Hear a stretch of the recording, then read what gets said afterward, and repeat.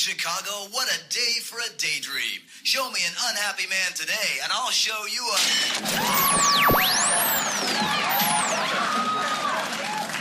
a shoe salesman, Jim.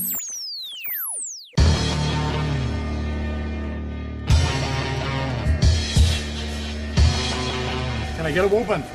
Whoa, Bundy! No Man presents, live from the nudie bar, the Married with Children podcast.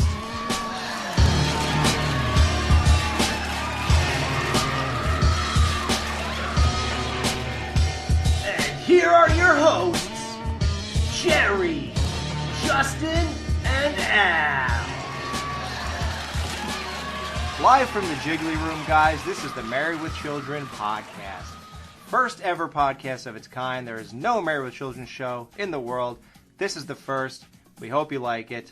My name is Al. I swear that's really my name. With me is the guy who sneaks up on commie bimbos, Jerry. What's up, Jerry? I'm just over here wondering why that has not been turned into a Roger Corman movie. Is it too late? Did he die in 2016 or no? I don't know. I don't keep up with old guys. Oh, okay. We have one more person. Well, here he is. Hey, what's up, Justin? Oh, how's it going, guys? The man who just wants some juice. Justin, how are you? I'm doing pretty good, but I'm still waiting on this juice. Yeah, Peg didn't have time to go to the store yet. Well, the TV was sweating. You have to figure out how to fix that. Yeah, I mean, she doesn't have a job or anything, does she? I don't know. You'd be married to Al. All right, guys. Well, this is the first show, and you are in No Ma'am's land, baby. That's right. This is No Ma'am, the entertainment department. Will we entertain you guys? Shoo betcha.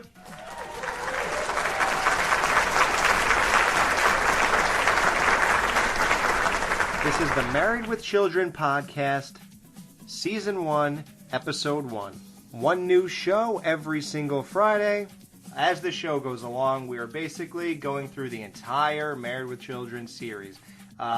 This is the beginning, guys. So we're going to start at Episode 1, go all the way through. The order will be the release date order that you can find on IMDb if you want to know what one to watch next. But we'll tell you anyway at the end of the episode. So the first one is simply called Pilot. This is the pilot episode, and in this episode, Al Bundy has a chance of getting front row seats to the basketball game. But Peggy makes him stay home and meet their new yuppie neighbors, Marcy and Steve Rhoades. Wow, they put Marcy's name first. That has to tell you something right there. Yeah. To be fair, Marcy puts herself first constantly. It's only right that they honor that. Yeah, it is really interesting. Just some things real quick before we start talking about what took place on the episode. Real quick, this is April 5th, 1987. That's the day that this episode was released and broadcast for the first time. Jerry, what was going on on April 5th, 1987? You know, well, Ronald Reagan was president, which means punk music was about to get really good. But one of the biggest things that I saw, this is Fox Network premieres, and they come out the gate with Married with Children. Tracy Ullman also, but mostly Married with Children. Wow. And from what I heard, this show actually saved the Fox Network. It certainly saved me. Now, you guys know that The Simpsons basically came out on the Tracy Ullman show. So the two, like, gigantic shows that they had were released on the same day. Yeah, well, they had to come out swinging, and they did. And I think they knew with Married with Children that they had a hit on their hands, and they wanted to lead with that. And that was probably the smartest choice, and probably why they're still here today, because of Al Bundy. Right, exactly. You guys, it's clear to say, just so everybody knows the perspective we're all coming from, all three of us, Justin is more of a novice. He's sort of a beginner in this whole thing. Like, you don't know every episode, you don't know every reference, but you know the show exists, you've seen a few episodes, and you like them. Yeah, growing up in the 90s, this show actually aired 4 years and 5 days before I was even born, but because it was a successful show, it continued on after I was born. And I do remember catching reruns and probably airing episodes on TV as a kid, I always remember the theme song most. I don't really remember a ton of the episodes. Watching the pilot here tonight, I didn't remember it, so I'm not sure if I ever even seen the pilot, but I've been always interested in watching it. I've owned season 1 for a long time, and I've never popped it in, so this is a great opportunity for me to finally get involved with this show. Wow, how amazing is that? What a meant-to-be thing. I mean, the thing would have been sitting there forever if Justin had not joined the show. But, when we told him that we were recording live in the Jiggly Room, there was no way he could resist. That's how he's on the show. So he's new to the scene, guys. That's Justin's perspective. Jerry's perspective is different. He's vaguely familiar. He's seen a lot of episodes. He doesn't memorize everything about every one of them, but he's a casual fan. Right, Jerry? Yeah, I would definitely say that. I watched it a lot growing up because, like Justin said, in the 90s, you were watching sitcoms. Whether they were still on or they were in syndication, you were watching them. And Married with Children was one I would always watch, mostly because I always liked Bud. He was always hilarious to me. He was very quick wit, and I was like, one day I will be as big of a disappointment to my dad as he is. And did that ever happen? Well, I don't know. He won't talk to me. I'm going to play it safe and say you are. Okay, well, there you go. That's Jerry's perspective, casual fan, and he will become a bigger fan as this goes on, believe me. And my perspective is I'm basically a Married with Children psycho.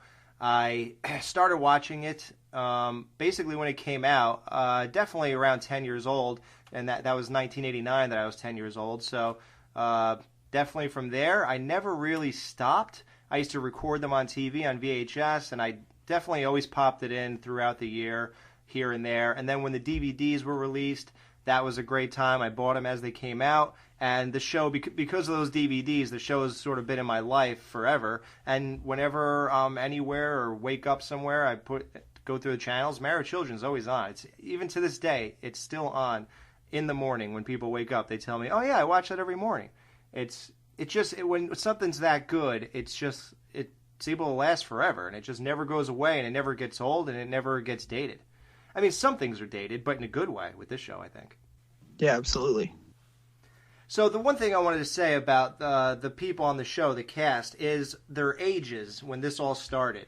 In this first episode, Al Bundy was, and this is all real life ages, Al Bundy was 40 years old, Peg was 33, Kelly was 15, Bud was 13, Steve was 34, Marcy was 29, Buck the dog was 3 years old, and at this time, Jefferson, who comes in season 5, he was 29 also. So him and Marcy are actually the same exact age.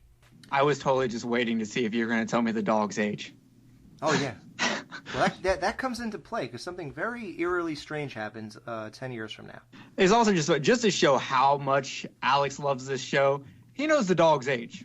Yeah, I was a little taken off guard. I was like, really? Where'd you get that information? Oh, it's a website called CompleteLoser.com. Oh, okay. Did you visit That's not a real website. He literally probably robbed someone for that information on the Fox studio lot. Kelly Bundy is the first person to say a word on this show, and she's the last person to say a word when the show ended. And it very much came off that they wanted you to know that she was going to be the first one to speak, because as soon as the intro music stops, it is just dead silent until she says something, really. Right. They just pan around, and Peg is like, her leg is moving, sitting at the table doing her nails or something, and Kelly's reading, which is really weird because she doesn't know how to read, right? I just assumed she was looking at the words and hoping to spot, oh, there's the. Oh, I see an and. I know and. Yeah, it's funny. This episode is very strange because none of the characters are really what we've come to know and love. Like, Kelly is not an idiot yet, right? I mean, she gets dumber as she gets older, I guess. Well, the more semen, the less intelligence. Right. The first thing that happens is Bud sneaks up behind Kelly, puts a fake knife to her throat, and says, "Die, commie bimbo." Let go of my hair, you little psychopath. Die, commie bimbo. Bud, I thought we talked about this before. What's that, Mom? You know, sneaking up behind your sister, pulling her hair, pretending to kill her. You remember the effect it had on Grandma? Nobody likes it. Nobody thinks it's funny. So cut it out, okay? Sure, Mom. The strangest thing about this show right away is that the whole audience laughs when he does it. It's not the greatest joke, but the whole audience laughs when he does it. And then Peg says, you know, Bud, what'd I tell you about sneaking up on your sister, pretending to kill her? And everybody laughs again. And then she goes, nobody likes it. Nobody thinks it's funny. And you're almost like, oh, well, I guess I'm an idiot for laughing at this. And it gives off the feeling that Peg is a normal mother, like just a normal mom who would say that. And that always kind of struck me as odd because as the episode goes on, it completely changes. Yeah, like Justin, when she said that, is it jarring to you because you sort of are familiar with the characters and they're not anything like they are on this pilot episode? So is it like, wow, Peg cares about something that has to do with mothering? Yeah, a little bit odd. One thing also that was odd, you said it just kind of starts and it's really quiet at first. And I was like, oh, this is like, it's literally just like they picked a random spot in time in these people's lives. And it's like, well, we're just going to start here. And it's like kind of a weird way to start. Do you guys think so?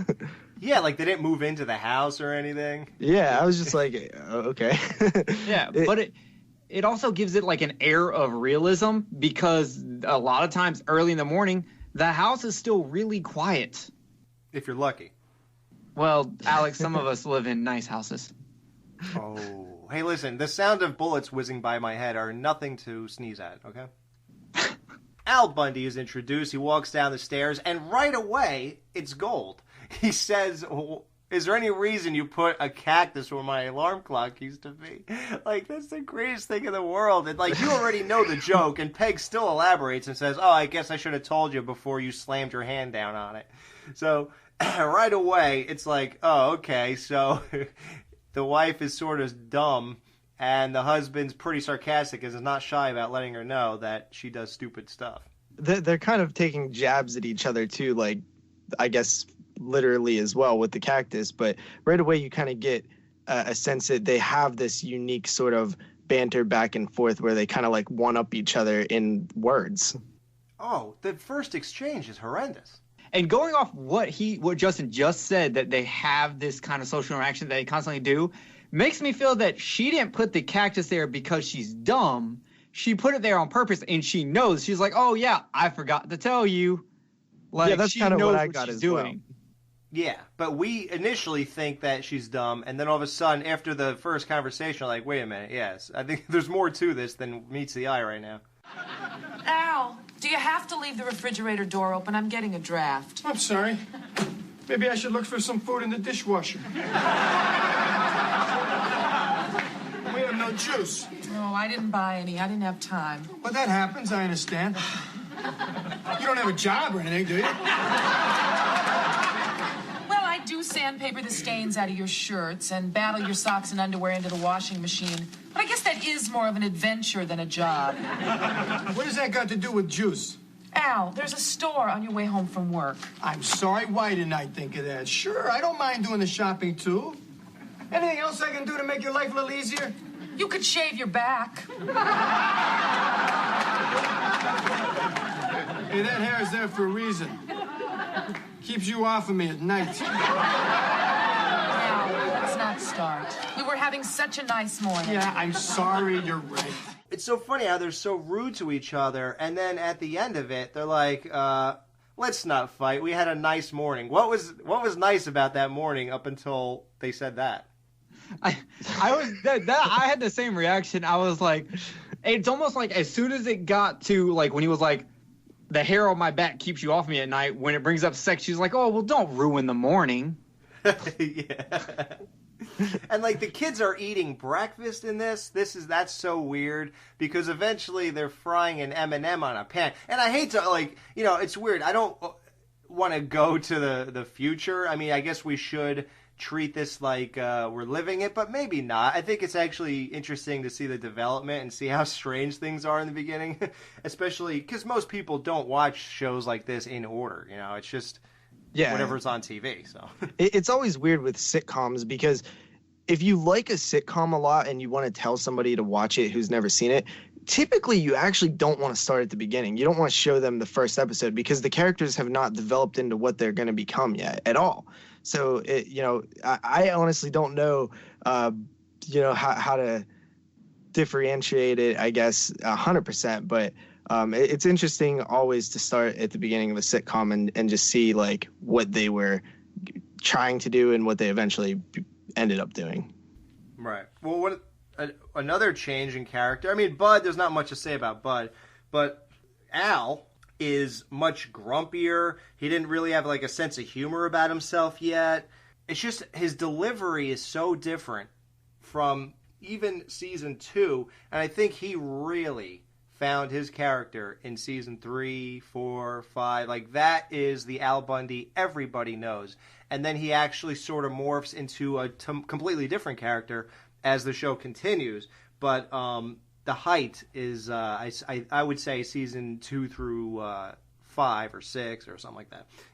And it's when Al was really at his best. So Al works, he's a shoe salesman, and he works at a place called Gary's. It's in the New Market Mall in Chicago. The whole family, that's where they live, Chicago. So the first thing you see is probably one of the reasons he's sort of so miserable. He's a shoe salesman, and he's dealing with a lady who says have you guys ever heard this before? She swears up and down she's a size 7, and he says, yeah, all women are 7s. Is it like I guess women don't want to be known as having big, clumsy feet or whatever, but do you ever hear anybody try to like say something like they're size 7? Not with shoes, but it makes sense. Like, they don't ever want to tell you their age. They don't want to tell you what size pants they wear. Their weight. Yeah, they don't want to tell you that information because that's the whole reason they put on makeup, is to create the illusion. They don't want you to, like, once you start knowing facts, this kind of whole thing's going to go downhill. Yeah, it's like peeking behind the curtain. Yeah, you're right, because I remember one time I was with a girl who said she lost weight, and I said, oh, well, what do you weigh? She goes, well, I lost 4 pounds, that's all I'm saying. And I was like, well, what did you weigh, though? She goes, it doesn't matter, I lost 4 pounds. And I was like, oh, okay, that's good. So you're right, they don't really want to give the facts. Yeah, I found it kind of weird that he was a shoe salesman. I didn't know that about the show. I figured he would have like a more prestigious type job or something, but he's just like kind of working at a shoe department store. Wow, what made you think that? Because he has a house and stuff? Yeah, and he's handing out money and stuff like how much money can you make as a shoe salesman? Well, they gave the actual rate one time. I think it was something ridiculous, like within the $1 to $3 range or something an hour. Maybe he makes commission, and that's why he gets so much, like, why he's he does not better. very good. Yeah, he's not good. I mean, did you see the first interaction here? Well, there's hope. He's just straight insulting her. I was like, oh, Jesus. Like to be fair, though, like, we came into that, like, what feels like halfway into the conversation, because he says, I've spent the last, like, half hour trying to put your foot in a shoe when I should have been putting it in the box. So maybe he was, like, really nice up until that point. Right. Yeah, and then he was worried so about... much. Yeah, exactly. So maybe he is actually really, because you look at the next chick he helps, he's like, yes, ma'am, how can I help you? Like, and I work retail, so I get that 100%. There's a certain line that once you pass, everything you're going to get from me is going to be dry, dark humor like I lived in England during the Depression. It's going to come off bad. I would love to know, as a kid, it didn't matter what I thought. I would love to know what the adults thought when this show came on, and within 5 minutes of the episode, the first introduction, this guy is insulting a fat woman. Like, to say, the kid, he goes, you want to tell John Henry to give it a rest with the pumps? And then he goes, she said she's leaving after he says the ease into the box joke, like you just said. And then, come on, Arnold, we're leaving. I want a balloon. You've already got one.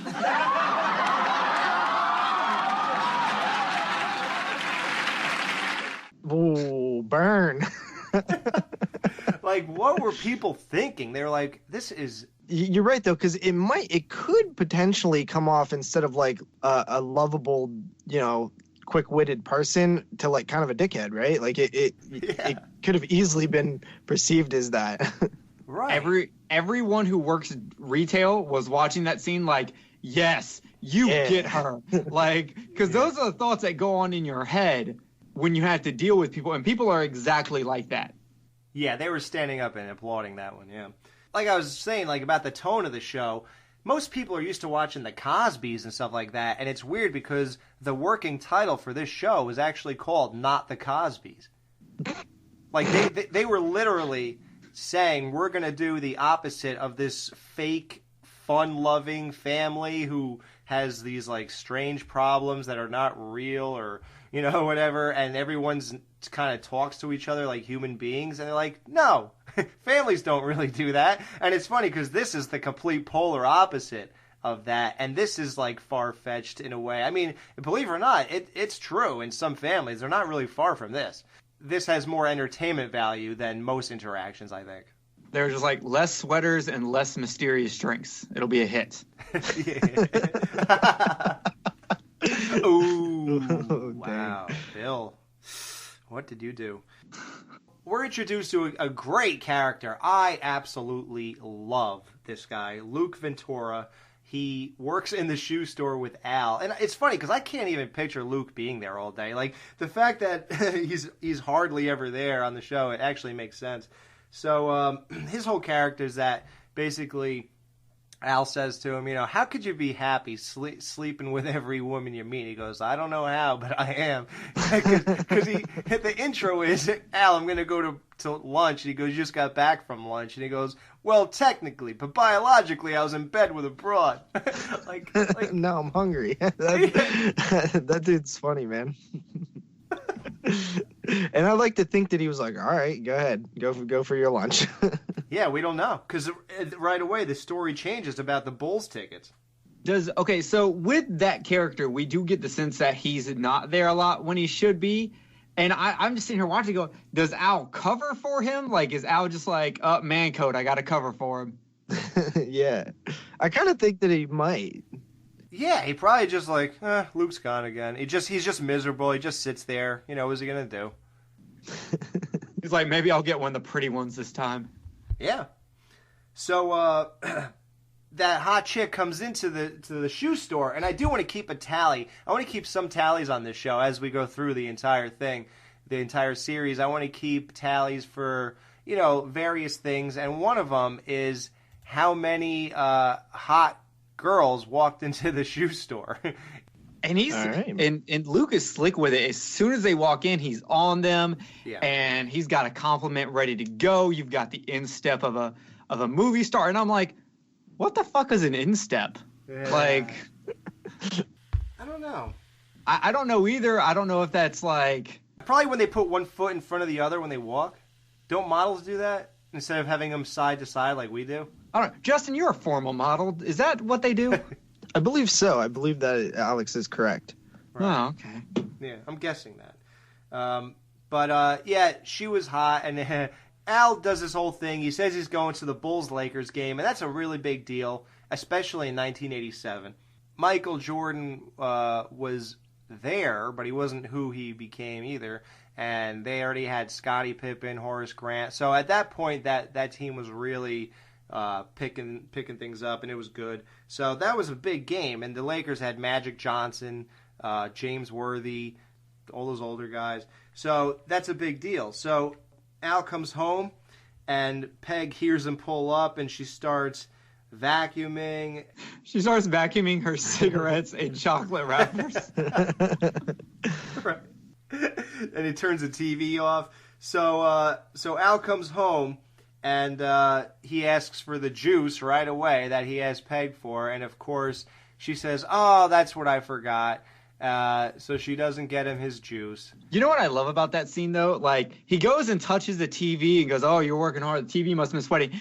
The look on his face when he asks for his juice, he knows she didn't get it, and he's clearly setting it up for, oh, well, it's okay, I'm going to the game. Like, it's all a setup. Like, my favorite thing about Married with Children has always been facial expressions. Right. Because from an acting standpoint, they are on point with their facial. No other sitcom I've ever seen has had facial expressions so on point. You know when they say something, if they mean it sarcastically, if they're setting up something. Like, every single person on this show is just golden with that. Watch, like, as we continue through this, I want everyone here at home, the Jiggly Lounge, everyone, pay attention to facial expressions, because it will key you in to when they're setting up something, and you can go back and watch and go, oh man, they really were setting up that. Yeah, that's interesting. I'm glad you pointed that out, because it wasn't something that I specifically noticed watching these two, the pilot episode. And going forward, I'll definitely pay attention to that, because I'm always interested in things like that to look for. Yeah, and it just goes to show you that this cast is incredible. Like, I think it's a lady who did the casting for this show. And it's weird because actually this is not the true pilot episode. I don't know if you know that. There's like a pre-pilot episode that they filmed, and it was almost all the same stuff, but two different people played Bud and Kelly. Is that out? Is that in the wild, like on the internet? I tried to find it, nothing, because it's like, because pilots change. If you look at like the Roseanne pilot, there's a completely different actor playing DJ. Right? Isn't that weird? There's a lot of cases where that's happened. It's always interesting when those things hit the online world, though, to see the differences. I mean, I was thrilled watching someone else play Marty in Back to the Future. Yeah. But yeah, it's pretty amazing. So. Yeah, you're right. They've really picked all the greatest actors for this show, and it's odd because the first two people that they had in mind to play Al and Peg were Sam Kinison and Roseanne Barr. Yeah, and Sam Kinison at the time was just starting to get like really famous because I was born in '88, and my mom and dad, one of their first dates was to a Sam Kinison show. Wow. And my brother was born in '87, so that was the rise of Sam Kinison. He was really getting big, so they were going to grab him and they were going to grab Roseanne, I guess they looked at it and was like, are we going to have subtitles? Will anyone understand they're screaming? Oh! Sam, well, actually, the timing was actually perfect because didn't Sam Kinison just get done doing Back to School? I think so. I'd have to check the dates, but I think so. Yeah. So he was on the rise. You're right. It would have been striking while the iron was hot, but no. When they found Katie Seagal and Ed O'Neill, that's something you can't mess with that. That's just perfect. That's interesting that Roseanne was considered, because I believe didn't Roseanne air in '88? So Roseanne. She didn't get this. Roseanne directly came as a result of how well Married with Children did. I mean, it is like a clone copy of this show from the female mother's perspective as the main character instead. But you had the same blue collar family with like same kind of sarcastic parents. Like, yeah, you're right. Like, there's direct influences you can see from the get-go. If you had never seen Married with Children and you saw like Roseanne first and then saw Married with Children, you'd probably be like, oh, I think they copied Roseanne. Yeah, and took it further. And it's funny because it's like the Bundys are Bud and Roseanne is like Bud Light, you know? And I'm not saying it in a bad way. I actually have the entire box set for Roseanne too. Yeah, I like Roseanne. Yeah, it's good. It's a good show. And it's basically Married with Children light, because it's almost the same spirit, but it's a little more down to earth and a little more realistic. But unfortunately for them, realistic does not always translate to more entertaining. To me, I like the craziness that goes on Married with Children as opposed to sort of middle of the road You know, like they're almost there, but they're not as nuts as this show. So. And in Roseanne, you have a lot more of the family issues borderlining on like Cosby with depression, as compared to when they have issues on Married with Children. It started in depression. It's always Al's like life to be that way. It's like the universe is finding every opportunity to slap specifically Al in the face. As we're on Roseanne, it's the whole family. I'll give Roseanne one prop over Married with Children in that it does feel more like a realistic dysfunctional family. Right. But I get more entertainment out of Married with Children because I can relate to Al. I think about killing myself all the time. Yeah, it's like things are a little more glorified and like blown up in Married with Children, and that's why it's maybe not as realistic. Things are emphasized, but it probably is more entertaining because it's emphasized. Yeah, it's more outlandish, and it gets even crazier, but still and more entertaining. And let's just give credit to the writers here. Basically, the creators, Michael Moye, I think is how you pronounce it, and Ron Levitt. One of them died. I think it's Ron Levitt who died, unfortunately. But yeah, those two guys were the driving force of this show. They are the reason we're sitting here doing this. So we dedicate this entire podcast from this episode to the last to those guys. Like, amazing job, guys. Holy. So, yeah, like you said, Al set the whole thing up with Peg not getting the juice. He's like, oh, okay. Well, you disappointed me. Now I'm going to go ahead and say, well, as a consolation prize, I'm going to go to the basketball game with Luke. And she drops the bomb, no, you're not. And Al's like, oh, I'm sorry, you must have thought I was asking, like a question. That line killed me. I love it. Oh, my God. I have that, like, I stopped, rewound, played again.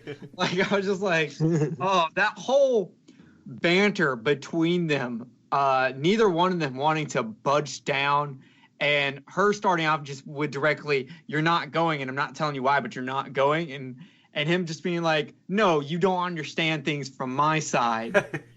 And like, it was just spot on. And then when she drops why, she's like, they've lived here for 2 months and have no friends. We've lived here for 15 years and have no friends. And I'm over here like, fuck, sign me up. I'm tired of people.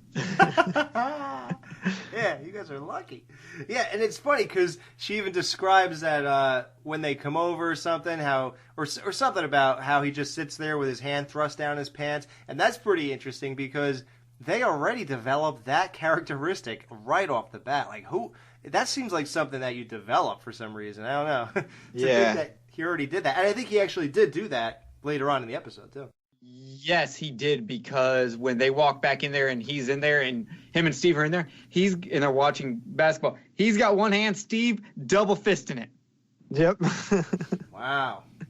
Well, we get introduced to Kelly Bundy for real this time, instead of just yelling at her brother. And basically, we know that Kelly is already well into dating dirtbags. She's dating a guy named Cobra with a sore on his mouth. It's okay, though. He got that because he only fell asleep with a cigar in his mouth. He doesn't have herpes or anything. So Cobra pulls up in a van with a cobra painted on the side of it, and the horn is like, It's like, what the? And she goes, I fell in love with his horn. Yeah. What? And I love how we're supposed to think that these types of guys, oh, it's okay, Mom, his real name is Stanley. Oh, well, then he's a sweet, wholesome guy, I'm sure. Let's just forget the sore on his mouth and the cobra on the side of his van and his horn. I'm sure he's a really good guy because he has a dorky name. And can we talk about how slick Bud is here? Bud's like, let me get some money. He's like, I had to earn mine growing up. And he basically does, you've seen the common joke of, here, sell me this pencil. Bud does this to his dad with, you want to know who Kelly was with all day today?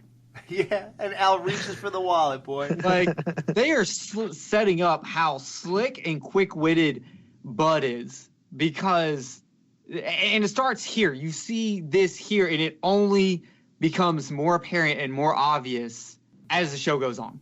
I guess the very next thing after Kelly takes off, the doorbell rings and rings and rings and rings. Yes, Steve and Marcy actually rang the doorbell 4 times in the span of like a minute. Like, I would already be like, what? I would open the door like, what is wrong with you two? It is hilarious because both Al and Peggy are too busy arguing with each other to go and answer the door or even notice that the bell is constantly ringing. And yeah, you they're also like tunnel visioned. Yeah. It's amazing. And then as soon as they open the door, hi, I'm Marcy. I'm Steve. Hello, I'm Marcy. I'm Steve. You have a beautiful home. Yeah, so do you. Come on in. Howdy, neighbor. Yeah. I hate these people. Why don't we sit down? Gee, I'm kind of embarrassed. I have nothing to serve you. Yeah, listen, if you're hungry, there's a store a few blocks away. Yeah, if you go, you can get me some juice, okay? Al's only kidding. Like, Al does not care about first impressions. I don't even know if he says his name or anything. I don't remember if either one of them say what their names are. I give better first impressions at the drive-thru at McDonald's. I like sit there and actively make sure I don't say you too when they say enjoy the food. Like, Al, no, he doesn't care. Not one bit. And they sit down, and Peg has nothing to serve them at all. And then Al suggests that they go to the store if they want something to eat. And while you're there, pick me up some juice. I love the reoccurring juice joke in the first episode. It is amazing, dude. Say, listen, who do you like to win the NBA championship this year? Well, Al, to tell you the truth, since we got married, I don't watch much sports. Marcy doesn't like it, and we decided we'll only do things we both like. And they've been married for 2 months. They're newlyweds, and the Bundys have been married, like Jerry said, for 15 years. Peg, separates the thing. Al and Steve hang out, and Peg and Marcy go inside to make some bad coffee. And she makes bad coffee and I suppose bad food just so Al takes her out more often to eat. When she was doing the coffee and it was like instant coffee and she just keeps dipping the spoon in it and fastly putting it into the cup. It's like one long shot and she's like nailing it every time. And I was just like, this is crazy. She's moving so fast. I wonder how many takes that took.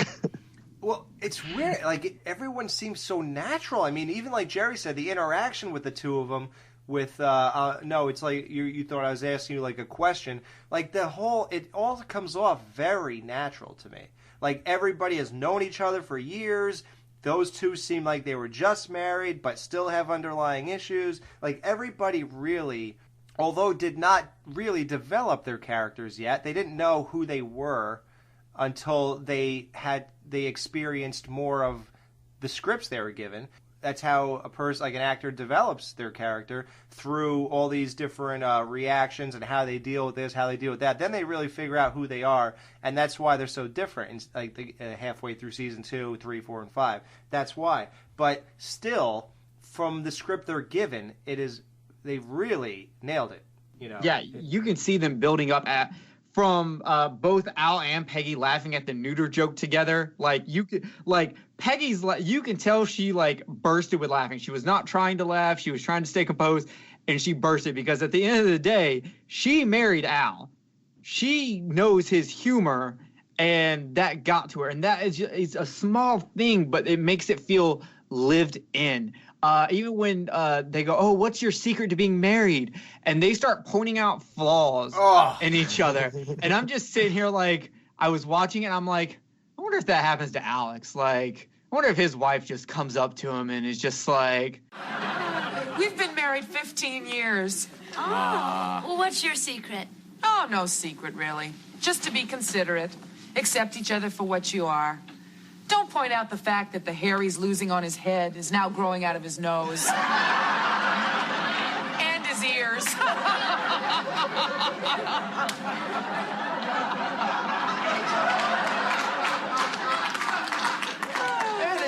the fact that nowadays it's harder to figure out where her chest ends and her stomach begins. Could you imagine that, though? Like, I guess Peg does not care for first impressions either. I mean, what kind of wife? Like, okay, I get it. Let's all, let's show the new neighbors our sense of humor a little bit. But who starts off? I mean, this is 2 minutes into these people meeting. And it was like, oh my God, man. Like, what is wrong with these people? And like you said, the facial expressions, the look on Marcy and Steve's face, that whole smile, but totally awkward, but I'll smile as if I get it. Yeah, that's yeah, funny, it's like a crooked smile. Al gets Steve to finally watch sports. Justin, what were you thinking when they were sitting there watching, and Marcy's talking to Peg and learns the secrets of damaging some vital organs to get some meals out to eat, and she walks over and says, "Steve," and he goes, "Hey, shh." Like, it was like, whoa, this guy totally changed in like a second. Yeah, that was probably my favorite scene in the episode, and that's what really sold me on the Al character. When Steve is like, "Man, I miss sports," and he's like, "Of course you do. You're a man." I was like, "Yeah." Right with him with that, And it's interesting to see both of these. It showcases how much, even though they are different, they're very much the same. Peggy and Al, like they're sort of the same person, but just different. And one of them tries to present themselves different, and the other one just doesn't care. But at the end of the day, they're kind of very similar. They both plant a seed of doubt in each. Like Peggy works pointing her seed of doubt. Al works pointing his seed of doubt. Like at the same time in separate rooms, they're doing the exact same thing. Right, and see, it's funny, when Justin was saying that, I actually thought he was going to refer to Al and Steve, how they're very much alike, but Al, it's funny, it's almost a total example of one marriage where the guy wears the pants and the other marriage where the girl wears the pants in the family. 100%. Yeah, and it's all it is. Steve really is a regular guy, but he is just neutered. He's been changed. Yeah. Like he says, "God, I used to love sports." And in the next episode, you'll see something else he used to love, Yeah, it's almost like we all have like some of the same insecurities. And even when you're acting like you don't, like, oh, we have the perfect 2-month marriage. These people have been married for 15 years, see past that bullshit. And they find your insecurities that you have, that they know you have, that you're trying not to show, and just start pecking at them. Oh, we all used to go to bed together at the same time? Bet you noticed in last month he stays up a little bit later. and oh, your son's not gonna play sports? Your son's gonna be a wussy. Like attacking a man's son. That's like one of the greatest accomplishments they will ever have is their son. It's very big in the world of masculinity. I mean, not that I know from experience, but yeah, I was gonna say you're a disappointment. So yeah. I messaged my dad. I was like, "Hey, I'm gonna do a Married with Children podcast," and he was like, "Cool. Can I have the other guy's number?" Out of the people that are in that room, Steve, Marcy, and Peggy, and Al, of course, Al is. You mentioned that Steve and Al are the same deep down. The only difference is Al is just himself. Like he's not trying to change who he is. He's just natural, and that's why he's so relatable. He's not hiding anything. He's not trying to cover anything up. He's just being him. And while Steve has been changed and he's sort of forced to live a life that maybe he wouldn't. To please Marcy. Yeah, that's why it's so relatable to Al, is just because he's just being himself. I wonder if guys who were more like Steve watched this and be like, "Wow, what am I doing?" Yeah, I hope. Yeah, like, can you imagine if Al was? Can you imagine if that, in a weird way, was Al whispering in the ear of every neutered man in America? But and on the opposite side, Peggy is whispering in the ear of all the housewives. I mean, PMS, get it? Yeah. It's like, and the whole coffee thing, like, just pointing out how like just slick she was with that. Like, as if she's done it so many times that it's second nature. And then when they actually drink the coffee, you can say Al drinks it like it's whiskey, like it's hitting hard, but he's like, I'm a fucking man and I do this. And Steve just like is about to throw up. But it sets this lived in reality that just, I can't believe watching this pilot that this was the pilot. It's kind of amazing. It really is like the great... I remember when I first got this DVD, because, you know, like I said, growing up, it was all scattered. I didn't know what the first episode was. I mean, I guess I should have maybe realized. I don't know, but I was younger, though, so maybe I didn't even get to record that one. So I was going to say, I would have realized that if they're first meeting, you know, these two, I would know. But I guess I really didn't even see this episode very often or whatever. So I remember when I first put the DVD in about 10 years ago, being struck by how good this episode was. I was like, wow, that was some start to this show. No wonder I love it so much. Like, man, they were good right away. That's pretty amazing. You know, Marcy starts asking him, why do you stay up late, blah, blah, blah. And then Steve, you know, is just blowing it off, and he says, I'm going to the game next week with Al. My mother's coming over next week. Oh, yeah? She's going to teach you how to bury me like she buried her 3 husbands? Steve! Are you implying that their suicides had something to do with Mother? Oh. Well, if that's your attitude, then maybe I should just pack my bags and move in with her. Great. Then I could go to bed at a normal hour. All right, Steve Rhoades, let's go. We're going home. It's time to redefine our relationship. Okay. Al, I'll see you next week at the game. Peggy, I think we'll be spending a lot of time together. Come on, Steve. We've got to talk. Oh, make it quick. I'm going to watch boxing. You'll watch nothing. Like, whoa. That is the last thing I thought I would hear the guy who said, you know, Al, I really don't watch sports because Marcy doesn't like it. The last thing I thought I'd hear is that line.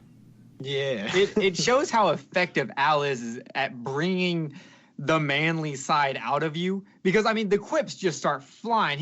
Yeah, he went 0 to 60, dude. Yeah. Like, that was unbelievable.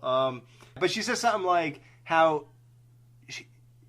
Steve can go live somewhere else, or she'll move in with her mom, and he goes, good, then I can go to bed at a normal hour. Which is like perfect because of what was said, what Peggy had brought up earlier. Mm-hmm.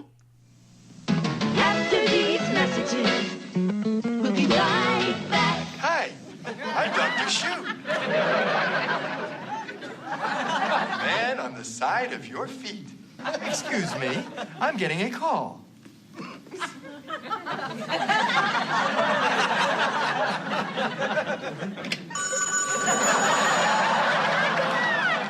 Dr. Shoe? Hello? Oh, Dr. Shoe, I don't know what to do. I'm going to a party in 5 minutes, and my shoes are too tight for both of my feet. Ouch. Can you help me? Has this happened to you? I'm willing to bet that it has. As a matter of fact, I'm betting $50,000 that it has. So, if you're like Muffy here, or even if you're just fat and ugly and have a shoe problem, call me on the shoe line. That's 555-SHOE. Can I help? Shoe betcha. I feel better already. And don't forget, say I will shoot. They storm out. Al and Peg feel like, job well done. Wow, they're going to have it rough. All thanks to them. They don't care. They truly have no remorse. They don't say, gee, I feel bad. We got them fighting. They do not care. And it's so funny. It doesn't make them mean people or anything like that. They're just, I guess you could say they're inconsiderate or something. Like, I don't know. Like, what does it mean that they have no remorse for what they just did to these people? Jaded? Yeah. They actively were just like planting seeds to make their own entertainment. You know, and I think the other reason they didn't feel any remorse and it doesn't make them bad people is because I think that once Steve kind of got all these things out in the open, what Al and Peg realize is that, no, these people have issues. They were just, you know, they're just putting on a front. I'm glad that Steve got to get that off his chest, and we didn't mess up anything. Clearly, these people have problems before they walked in the door. Steve just didn't come up with these things, you know what I mean? So that's another reason not to really worry about what you just did to these two. One strange thing happens that we're also keeping a tally on this. I think this was Jerry's idea. Every time, it's like Al versus Peg with sex. As we all know, that Al eventually wants to avoid sex at all costs. I mean, for some reason, he does not want to have sex with his wife at all. So it's interesting that in this first episode, he says, you want to go upstairs? And they go upstairs. I think he grabs her ass, and you know they're going to have sex. I mean, what else would they say that for? So Peg wins. So on this episode, we score 1 for Peg. And let's also point out the fact that Peggy masterminded her getting to go out and eat somewhere at the end of this episode, because not only is he like, oh, we should go out somewhere, he specifically says, I like their coffee. Yeah, right? Yeah. Yeah, you're right. That's that's a joke that's easily missed, because I didn't catch that until you just mentioned it. One of the things I do when watching, and I'll be honest with you, I watched the first episode 4 times in the past 3 days just to try to catch things, because I maintain that at the end of this podcast series, I'm going to go back and I'm going to watch the first episode again. And I promise you, I'm going to sit back and go, it was there the whole time. They had it from the get-go. Their setup is perfect. They set up things that happen that you will completely miss 10 minutes later. And the coffee bit shows this. Mm-hmm. Yeah, he literally he drinks it, looks at it, and goes, you know what? I like their coffee, too. Yeah. He's like, we haven't gone there in a long time, which goes back to her saying, oh, yeah, if they have too much fun at home, they'll never take you out. You got to hurt their internal organs to get them to move. And it works. She proves it. When she says that to Marcy, she isn't just making a joke. She is telling you what she has learned over 15 years. If that isn't world building, I don't know what is. Fuck it. Someone call the DC universe and say, hey, watch Married with Children. They'll show you how to set this up. Right. And it's weird. It's almost like a wife would look at that and go, wow, is that what I should have been doing this whole time? Because I would like to go out to eat more often. Like, man, I never thought of that. It's actually sadly a great thing to do. I mean, just have the bad food at home, and he'll just say, can we go somewhere and eat nice? Because it's not her nagging. It's not her personally doing something to where you want to go do something without her. It's something that you don't necessarily relate to her. You're just like, she makes bad coffee and you're just used to it now. So when you have coffee elsewhere, it's amazing. So you'll want to take her out. It's perfect. Yep. Perfect. Yeah, it really makes her seem really smart. Yeah, right? It does. Well, she's more conniving, I think, than smart. Yeah. So, yeah, well, that's the first pilot episode. This episode completely set the stage for how crude this will be and what kind of humor you have to have. I think after everybody saw this first episode, they realized, even if they hung in, even if they were like, it was like off-putting, and they hung in just to see, like, where is this going? I think it really separates the men from the boys in terms of humor. You either have this kind of sense of humor or you don't. I think everybody realized it after this episode. They couldn't have put it more out there. You couldn't be surprised, you know what I mean, by anything that comes after this. After this episode is just so crude. Yeah, and this show is relatable on a whole new level, and it started, like, if you think back at the time, yes, you had Cosby where everything was clean cut. You also had shows like Fresh Prince of Bel-Air that was totally unrelatable unless you were, like, just stupid rich. Right. Or you were poor and then went to rich. Like, it was unrelatable. This show is relatable to everyone because it shows the family dysfunction. It doesn't matter who you are. If the kids can relate, the housewives can relate, the husbands could relate. Hell, the dogs can relate. Like, this ushered in to me a realm of sitcoms, as we know sitcoms today, as being more relatable. Yeah. No matter how outlandish, that's what, this is, it's not some weird coincidence that this show is so successful. I mean, Jerry's right. It speaks to people. No matter how outlandish, no matter how crazy, like nobody would say crazy things like that or be so mean to each other. But I don't know. Maybe we all think these things, but we don't say them because we're just more polite. But man, we're all thinking it, and to some degree. Hey guys, we'll be right back to wrap up this Married with Children episode review. Be sure to check us out on Facebook and join our Facebook group page. Just type in Married with Children Podcast. Be sure to subscribe to us on iTunes. And please leave a review telling us what you think of the show. Subscribe to our YouTube channel. Once again, just search up Married with Children Podcast. Thanks for checking out this review. And now we're going to wrap it up by giving our final thoughts and ratings of this episode. So guys, time to rate the first episode, the pilot episode of Married with Children. Peg did not get Al's juice, but guys, how many glasses of juice out of 5 do you give this episode, Justin?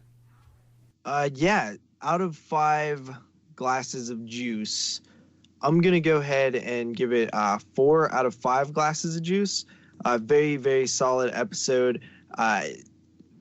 From my perspective, obviously, it's a little bit different because I've not seen most of these episodes. So to just kind of see what the show's about, understand it, Al definitely sold me right away, though, because like I see a lot of myself in him, and I think a lot of other men do as well, because he acts on what we think, and I like that. So I'm gonna go ahead and give it 4 out of 5 glasses of juice. So I'm not going to do this a lot, but I am going to give this one 5 out of 5 juice for Al, just because every once in a while in this show, you're going to have landmark episodes where something really, really, really important happens. And there is nothing more important to me than the world building. I've said it like 200 times in the show, more times than they said juice. It's set up in this, and it's so lived in, and I think this is one of the few times I would probably say, you know what, I would show someone the first episode to get them into it, because it is solid. It really is. Things change as we go forward, but they only change for the better. And how many shows can you say start off this strong? So for me, 5 out of 5, no problem. I would buy him tickets to the game. I would get him the juice. Whatever I could do to make him better, I would do. Yeah, absolutely. I also give this 5 out of 5 glasses of juice for Al because, like Jerry said, the landmark, first one, man, talk about coming out of the gate. Like I said, I was struck by it when I first saw it, about how good the first episode was. It really set up everything and really painted a picture for what was to come, and they just didn't realize how good it would get. So when you start off this strong and somehow just get better, because I love the bravery of it, I love the balls of the show, I love how they were like, nothing is like this, everybody is all into this goody two Cosby kind of thing, and we're going to do something completely different. We're just going to put it out there and see how it goes. And, we don't care. We're fearless, and that's how we're going to go, and that's how the show is going to stay. And, man, what a way to start. So that was the pilot episode of Married with Children that we just reviewed. Hope you enjoyed that. And, gentlemen, this is last call. Oh, it is? Oh, man. Well, before we go, we'll see you. We're going to release this show. It is Friday.